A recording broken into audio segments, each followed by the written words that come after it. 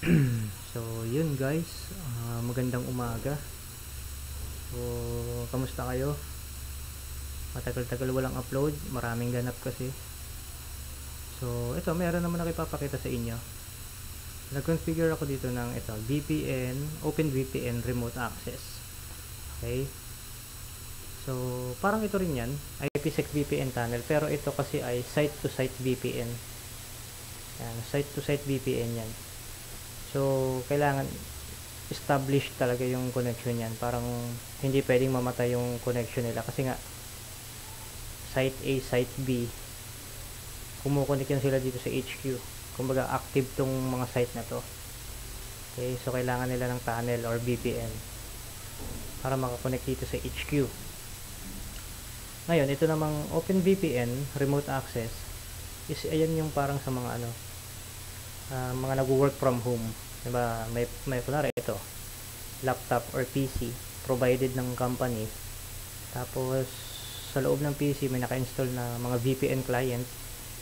So open lang nila yon, ko-connect sila, tapos papasok nila yung credentials, username and password, and then itong mga remote user na to is parang makakonect na sila sa resources ng company. Halimbawa dito sa atin HQ, pag nakakonect na yung remote user natin sa VPN na remote access, ma-access niya na tong mga services natin dito. So sa scenario ko dito is yung shared yung shared file lang yung gagawin ko. Okay, so konting konting explanation lang about dito. So meron tayo dito outside network. Yan, sabi nating bahay to, nasa bahay. Tapos ito yung kanyang IP address, internal yan, local IP address niyan. And then ito yung kanyang public IP. So from 172.16.0.1, pagdating niya rito sa router ni ISP, ito na yung magiging niya, public IP. Okay, ayan yung makikita ng mga another computer sa public sa internet. Ayan. Ito ang makikita nila, hindi itong IP na to. So isang halimbawa yun ng security. Okay, and then nag-configure ako dito sa firewall natin sa HQ ng OpenVPN na gagamitin ng remote user para ma-access niya yung ko dito, yung shared folder dito. Ayan. Okay, so punta ako kay firewall ko. So ito yung firewall ko. Ayan, VPN, OpenVPN.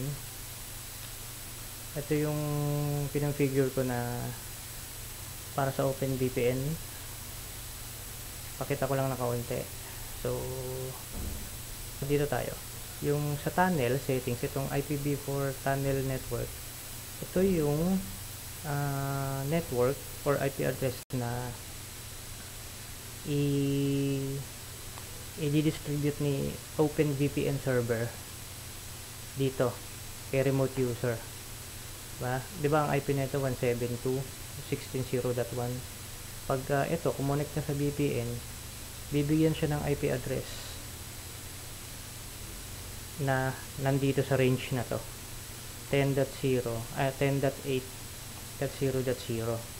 okay, and then itong IPv4 local network naman 192.168.10.0.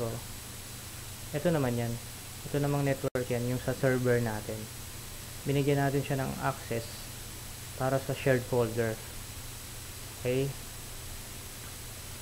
and then wala naman akong ibang ginawa dito. Dito gumawa lang ng certificate para sa client, and certificate authority server saka sa client. Yan, pagpunta natin naman dito sa status OpenVPN, so dyan mo makikita yung mga connected na client na remote user. So ngayon wala pa kasi wala pa tayong ginagawa. Balik tayo dito sa OpenVPN. ito guys, yung client export. Magda-download ka dito ng ng yung OpenVPN configuration file niya. And then yung OpenVPN na tawag dito, na software. Gaya nito, na-download ko na. Ito yung OpenVPN na software. Na-install ko na siya. And then yung configuration file niya is na-download ko na rin. Ito. Nakapag-download na ako ng configuration file. Yung configuration file na to, ang laman niya is yung, wait lang ha. So, ito. So, ito. Ayan yung, yung sa mga certificate, naka-encrypt. And then, ang titignan lang natin dito is ito, yung remote. 192.168.1.101. Ito yan, kay firewall yan. Ito yan. Kasi, itong remote user na to, dito yan ko connect sa one interface ng ng firewall na to. Then pag na-download mo na yun, tsaka na-install mo, pag na-download mo na, tsaka na-install mo, ganito na ang mangyayari. Yan, open mo lang siya, tapos ito na yung OpenVPN, kukonect ka lang. Pero bago yun, pakita ko muna sa inyo, nandito ako, kaya dito ako kay Windows 10. Ito, si Windows 10 yan, ayan piniping ko si 192.168.10.11. Ito. So ito yan, 10.11, si Windows Server natin, si domain controller. Hindi pa natin siya mapiping. Diba? Tapos dito sa server na to, gumawa ako ng shared folder para lang pang testing lang sa pag-access ni remote user, wala naman laman yan. Yan lang, pang testing lang.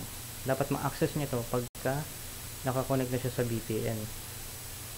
Okay, so nandito tayo kay Windows 10. Connect na tayo kay VPN. Ay, angat natin siya Tapos connect lang tayo. Oops, pero wait lang pala muna. Pakita ko muna sa inyo. IP-config ako, makikita nyo, ang IP address ko 172.16.0.1. Diba? Pagka kumunik ako sa VPN, madadagdagan yan.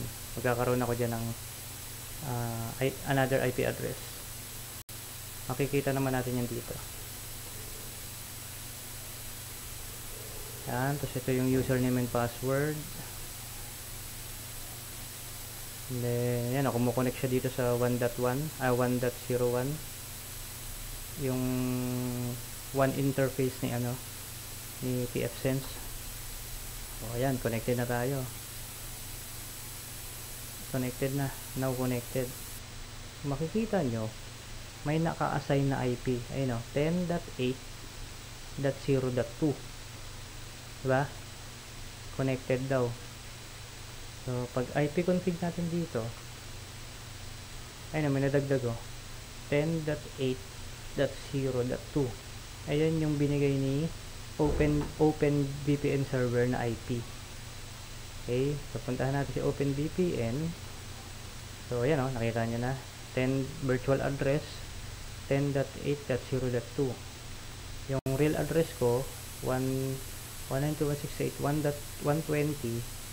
Kasi, diba sabi ko, itong private IP na to, pag dumating yan dito sa router, ita-translate niya yan dito. Or sabihin natin mas madali maintindihan, ita-transform niya yan dito sa 192.168.1.120. Kaya itong firewall na to, ito ang nakikita niyang IP address.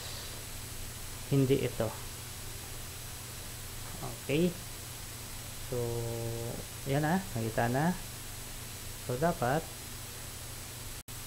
mag-ping tayo. Yan, move, di ba? Diba kanina wala tayong dyan, wala tayong ping. Ayun wait lang, nasa taas. Ayun di ba kanina bumababa So, di ba kanina wala tayong ping. Diba? So, ngayon napiping na natin. Naka Windows 10 tayo. Piping na natin si server. Ayan ang IP ni server 10.11. Tayo natin ngayon i-access yung yung shared folder na ginawa ko via IP ni server. So pagka enter mo, ito yung mga shared folder. Syempre hindi natin ma-access tong mga to dahil wala tayong permission.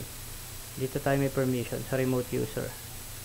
So access natin, boom, ba? Na-access na natin. Na-access na natin yung shared folder. So wait lang, create tayo ng new file, pero yun, naglalagay new test folder. Ayan, nakakagawa tayo, nakakapag-edit, delete tayo, delete. So ayan, nakaka-delete din. Okay, and then ano ba? Yun, nakaka-delete na-access natin si ito, si Windows Server from outside network, diba? Isipin nyo yung mga, halimbawa ito HQ natin, ay wait lang, mali.